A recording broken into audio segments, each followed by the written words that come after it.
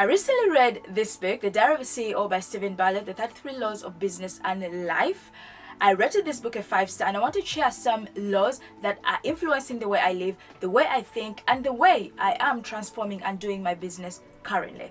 So if you don't know who Steve Bartlett is, he is the host of The Diary of a CEO, one of the most leading podcasts in the UK. He is also a successful entrepreneur, and if you are very keen, you might have seen him on The Dragon's Den. Hi, my name is Lucy. I'm a serious self-help book reader that channels the knowledge that I get from these books into practical advice that can help you, and is also helping me to transform my life in general. So if you're someone who is interested into changing your life, or just getting a bit of knowledge, then you are in the right place. So let's dive into the first law that has changed my life. Law number 1 is fill your buckets in the right order. The idea is human potential is filled by 5 buckets. If you fill them up correctly and in the right order, it will determine how big and how achievable your dreams are to you and to everybody around you. So you're probably wondering what these 5 buckets are. So bucket number 1 is what you know. That is your knowledge. Bucket number 2 is what you can do, your skill. Bucket number 3 is who you know, your network. Bucket number 4 is what you have, your resources. Bucket number 5 is what the world thinks of you, your reputation. So this is good for anyone who is starting a new career, because we normally start our professional life acquiring knowledge, and when we apply this knowledge, it is called skill. Then over time you become professionally valuable, your reputation grows, and your network grows as well. Out of these 5 buckets, you have to remember 2 of them are the most valuable. That is your knowledge and that is your skill. You can't take away your knowledge and you cannot take away your skill. As a law graduate, I graduated with a law degree. I did not pursue law. I did not take it up. I did not work in a law firm. I did none of that. I decided to pursue this. However, the knowledge that I acquired when I was studying as a law student is something that I use till today to read contracts. It's something that I use today to understand the law. News, business news is never foreign to me because now I quite understand it. And the skill that I have is that when it comes to reading contracts, I can always apply that skill because it's something that I learned. It's knowledge that you cannot take away from me. So when you're filling your 5 buckets, knowledge is something that is very imperative. So let's talk about it this way. For example, you're in a very well-paying job, but this job gives you less knowledge and fewer skills. It automatically means that this job is a low-paying job. So your longevity and your foundation in when you're trying to acquire any knowledge, any business and living life is the knowledge. And how you acquire this knowledge is reading books, educating yourself every day, something that awakens your brain. For me personally, I take at least an hour or 30 minutes in a day to read or to research or to do things that really help me, because I need to get more knowledge, because the more knowledge you have, the more power you have. But you have to remember, knowledge that is not applied is pointless. Knowledge that is not applied is useless. So you always have to remember that when you acquire the knowledge that you've got, you always have to practically put it into practice. It doesn't matter if it doesn't work out. It doesn't matter if it goes well. You just have to apply that knowledge and experiment it to create that experience and the skill, because skill is built through the knowledge that you know or you have. So remember this,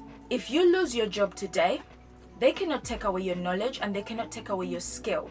It's something that you would apply in the next job, and it's something that you will apply, in any other aspect of your life. Your knowledge is your power and your skill is quite important. So out of the 5 buckets, think about it this way. If you lose your job, they cannot take away your knowledge and they cannot take away your skill. Your knowledge will always be applicable for another job. Your skill will always be necessary for another job. Your riches are determined by the knowledge and the skill that you have.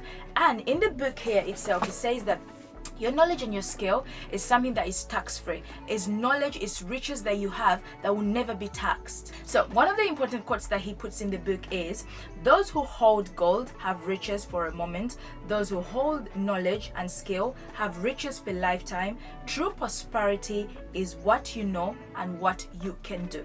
So this is why for me personally, every week I spend time reading, I spend time researching, even if it means that I don't attend certain things.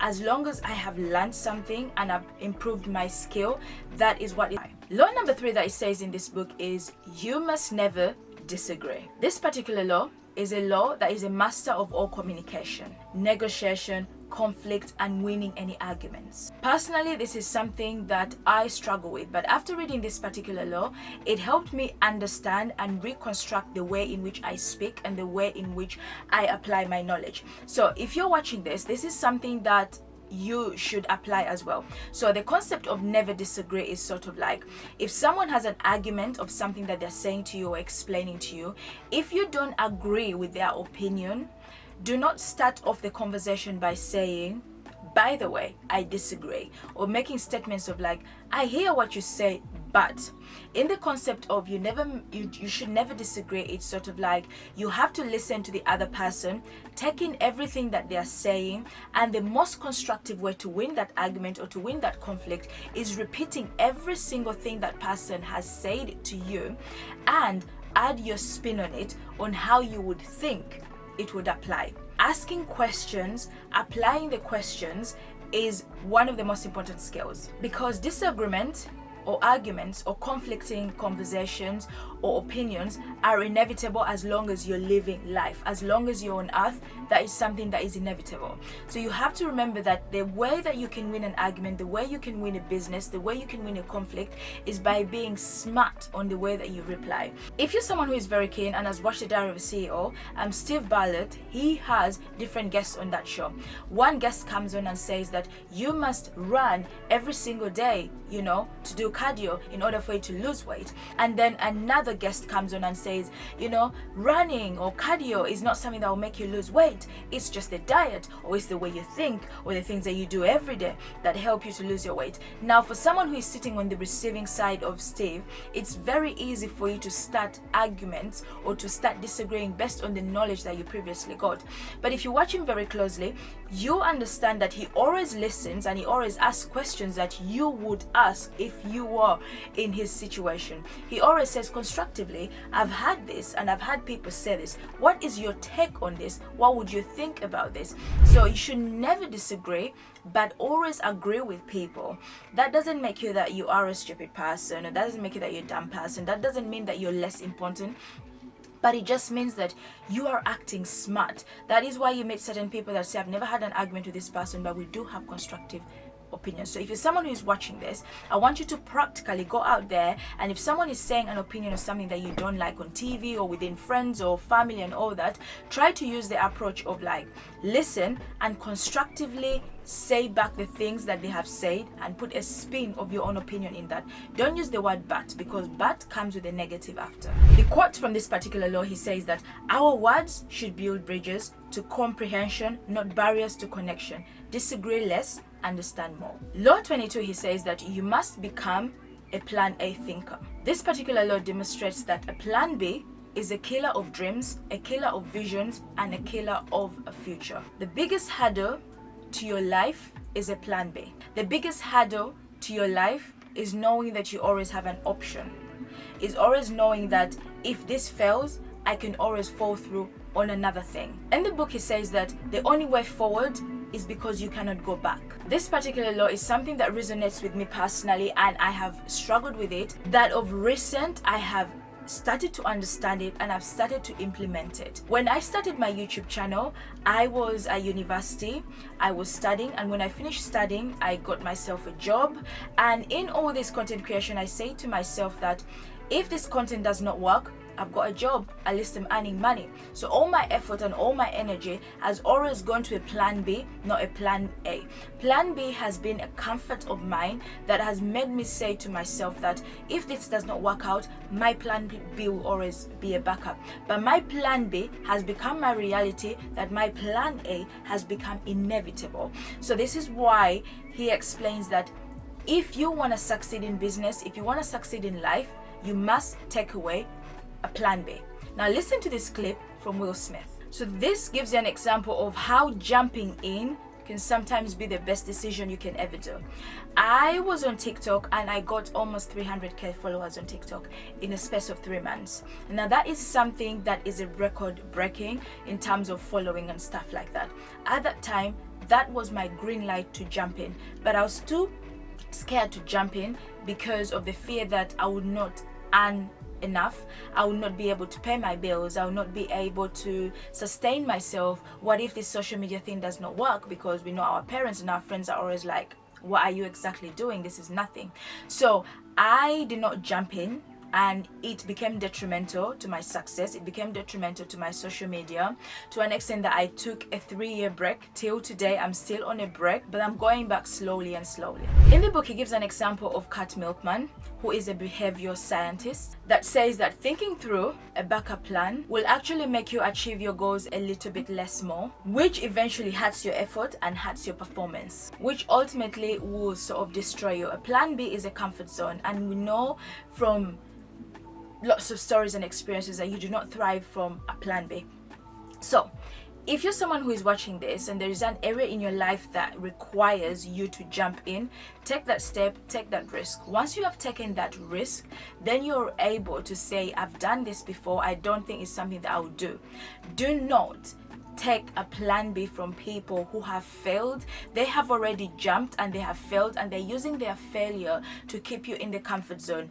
Jump in yourself. You may be different. The approach that you may take may be different. People may approach you differently. So don't be afraid of jumping in and using your plan A as the only plan. Let no one say to you, what if it fails? You tell them that I did not come into this to fail. I came in this to win. And winning is what I want to do. You have to have some level of delusional behavior in order for you to get delusional success. Okay? Remember that. Law number 9 is always prioritize your first foundation. In this particular law, he gives an example of Warren Buffett at the age of 16.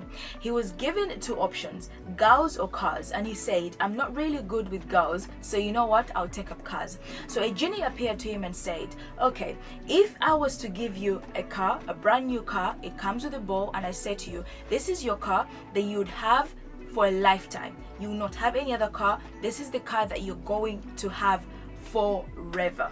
Okay, so make the choice wisely. And he said to you, if I gave you the car and I say this is your car forever until you die, what are you going to do with the car? How are you going to keep the car? He said he would get the car, put the car in a garage, make sure that if it has any scratch, he would repair it. He would read the manual 5 times. He'll make sure that the car is kept in a safe place day in and day out. So if you think about it, this is exactly the position that you're in with your mind and your body. You've only got one mind, you've only got one body, so you must take care of it. There is no replacement for your mind, there is no replacement for your body. You have got it for a lifetime. Just like that car that he has got for a lifetime, you have to take care of it. So if you take away anything in your life, what remains? Your foundation. So 5 years ago, I made the decision, let's say 7 years ago, I made the decision to myself to say, you know what? I need to take care of my health. I was never someone that was always, struggled with weight, but I had saggy skin. So I made the decision to myself that from today onwards, I am going to start taking care of my health. I say discovering things like making smoothies, making juices, running and exercising. And so many women, join me on this journey. So many people are so motivated to do the things that I do. I thought of myself in this perspective. Now, I hope this perspective does help you if you're watching this. So first of all, I just turned 30 a month ago. And I don't have children and I'm not married. So automatically I am going to be an older mom. Now, I do not want to be that older mom that, I end up having a child and I can't run after them. I end up, having a child who says, Mom is so dumb, Mom is so unhealthy and things like that. Seeing my life slip away whilst my child needs me is something that I think I cannot forgive myself for. So I say to myself that I am making a promise to myself to take care of myself, to look after myself, so that the time when I have my child, I am as healthy as I can be. I can have the energy to take care of this child, and I can live as long as I can to take care of this child. So if you're in a position like that or like me, taking care of your first foundation, which is your health, is so important. If you take away the cars, you take away the money, you take away your parents, you take away your siblings, you take away the job, the thing that you've got left is your mind, your body, and your soul. So law 23 is don't be an ostrich. The character of an ostrich is that when it senses danger, it calls itself in because it has sensed danger. So as human beings, we naturally try to avoid discomfort. We are like an ostrich that cows in. We are hardwired to avoid discomfort. We avoid checking our bank balance after we have spent thousands of money. We avoid having those difficult conversations with people just because we are afraid of the outcome. We'd rather stay comfortable and stay with that bad situation or that conversation that needs to be done or said just because we are uncomfortable of the truth, we are uncomfortable of the reality. Because every one of us, even you who is watching this video, you'll probably behave like an ostrich and you've just said to yourself, you know what, it will come and pass. I personally have behaved like an ostrich when it comes especially to my business. It has taken me a very long time to say to myself that my YouTube is my business. My social media is my business. I need to treat it like a business. I was very uncomfortable with owning things, with always having that power of saying that is my own thing, due to people thinking that what is she doing? Imposter syndrome occupied my mind with a little bit of comfort because I did not want to be exposed. And if you're someone who comes from an African heritage, you probably had these things of like, avoid, the people in the village are watching, they are seeing you, they are listening, they're going to do something to you if you expose yourself. So for such a long time, I behaved like an ostrich. That became very detrimental to my life. I'm 30 years old right now, and I could have done so much. I know I could have done so much. I could have achieved so much. I would be flying at this very moment, but I didn't. Okay, I didn't do that because I still behave like an ostrich. So in this book, he's saying that in life, in business, do not behave like an ostrich. And he gives an example. He says that in his business, there are times whereby he behaved like an ostrich, and that did not get him anywhere. His business did not thrive at all in that comfort. One of the key quotes that he explains in the book, he does say that the pain in every walk of life is unavoidable, but the pain that we create by trying to avoid pain is unavoidable. He also gives some key steps in how you can avoid discomfort, how you can stop behaving like an ostrich. And he says, step 1, pause and admit to yourself that something is not right. Step 2, review yourself. Look at the feelings of how you're feeling, how it impacts you in all that kind of in any aspect. Step 3 is speak your truth. Share your findings, share with friends, write it down. That is your truth. Step number 4 is seek the truth. That means listening to podcasts, reading books, trying to take a step every single day to get out of any situation that you're in. You don't have to take risks and fully jump in, but every single day you take a step, that is one step higher. Let's give an example of stairs. You have the whole staircase, and every single day you take one step, it means that you're going higher and higher and higher, and by the time you notice, you are at the top just by taking one step. You don't have to take 5, you don't have to take 10. There are days where you take 1, there are days where you take 2, there are days where you take 3, but that is okay as long as it is a step going up. It's better than a step that is staying on that particular step. In the book Atomic Habits by James Clear, he says that if you do just one thing every single day, like 1% every single day, let's say every single month, by the time you get to the end of the year, you would have achieved 33% than the way you were before the year before or the year after or things like that.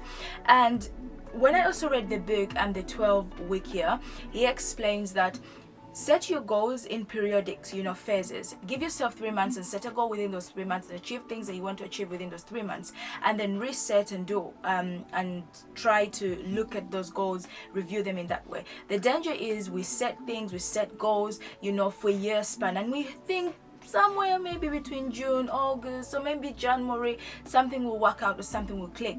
But normally it doesn't, and that's how we come into a cycle of loopholes of saying, I was meant to do this next year, I was meant to do that year. For example, my passport, I was meant to renew this passport in 2021, and I've been putting it off. I just recently renewed it, something that I would have done 5 years ago. I've done it today because every single year it was a dream, it was a mission, it was something that I had to do, and I kept on forwarding it and forwarding it and forwarding it and forwarding it, and I missed out on trips, I missed out on things, and I was just like, the comfort of me not going online and submitting it and doing this application is so much better than me just sitting there. Okay, so do not be an ostrich, do not use be an example of what I have been. You can always do better. Law 6, ask, don't tell. The question, behavior, effect. This law revolves around discipline to do the things that you're supposed to be doing. In the book, he says good intentions are not good enough to create meaningful change. Scientists in the US discovered that asking is better than telling when it comes to influencing one's behavior or your behavior. This practically means that if you turn a statement into a behavior, you're more likely to do that thing, you're more likely to change the habit, you're more likely to transform. In the book, he explains that if you see a sign that says, please recycle, you probably will not recycle. But if you saw a sign that said, can you recycle? You're more likely to put, that particular item in the right bin. So the question behavior sort of narrative is one that is very important and the strongest when it comes to conversations. Conversation between yourself, conversation between myself. In this particular law, what I discovered was, if I say to myself, I'm going to the gym, I'm not going to the gym. But if I ask myself this question like, will I go to the gym? I'll get a yes or no answer. And having a yes or no answer is one of the strongest things that you can have. Rather than pondering around it, thinking about it, having a definitive answer is just so important. So when I wake up in the morning, I said to myself, will I go to the gym today? And 9 times out of 10, the answer would be yes. So I get myself ready and go to the gym, and this way it has helped me in all aspects of life. If I ask myself a question, will I record today? Probably I'll say yes, and I'll end up recording. But if I say to myself that, oh, I'm going to record today, I'm more likely not going to record. But if you ask yourself, it creates a definitive answer and it doesn't leave any room for you to fumble around. If you tell yourself, you're more likely to find excuses for the behavior. But if you ask yourself a question, you're more definitive and it's going to give you more motivation to motivate yourself. So I've incorporated this thing of asking myself questions rather than telling myself to do something. If you want to get anyone to do anything, don't tell them, just ask them, are you able to pick that plate up for me? They're more likely to say, yes, just give me a minute. Yes, I'll do it in a second, rather than telling them, because telling them creates that sort of comfort that just says, you know what, I'll do it if I want to, or if not, I won't do it. It's the same thing when you want to order healthy food. You say to yourself, will I order KFC today? Probably not, or probably yes. So the whole law bases on this aspect of like, change the way in which you speak to yourself and it will influence your behavior and it will influence your habits. Because not all habits in nature can become a routine. And remember, a routine is different from a habit. They are completely different. Just because something is a habit, it doesn't mean it will become a routine. And just because it's a routine, it's going to become some kind of thing that is going to be something that lasts forever. So try as much as you can to ask yourself things on a daily basis, okay? Will I go to work today? Yes or no? But probably you would go to work. The chances of you getting a yes answer when you ask yourself a question are more higher than when you tell yourself to do something, because telling sometimes can act as a command. Anyway, those are the laws that I think would work. So let me know if this is something that you would incorporate in your life, asking yourself questions rather than telling yourself. Do you think it's something that is practical, or is something that you would absolutely do? But anyway, these are the laws that for me have influenced me, that have changed me, that I got from this book. You have to bear in mind that this particular book has 33 laws, and this book I would recommend you to read it and pick it. It's not your ordinary self-help book. It's not your traditional book of telling you meditate, eat healthy, or I don't know how many times I didn't even see mindfulness or eating or reading or doing this and that. No, it really explains to you how he started his business, how he incorporated his business, how these laws have transformed and changed him. And the titles of these books are very peculiar. Should I use the word peculiar? Are very strange. So yeah, pick up the book, read it, and tell me what laws are influencing you, what laws are changing your life. So with that being said, thank you so much for watching. I hope to see you in my next booktube sort of video, okay? And we'll interact as well and change our lives. But if you happen to pick up this book and read this book, I want you to comment down below the laws that you have read in this book that have changed you and have transformed you. Let me know which ones you think resonate with you the most and which ones you think sort of just say by the way.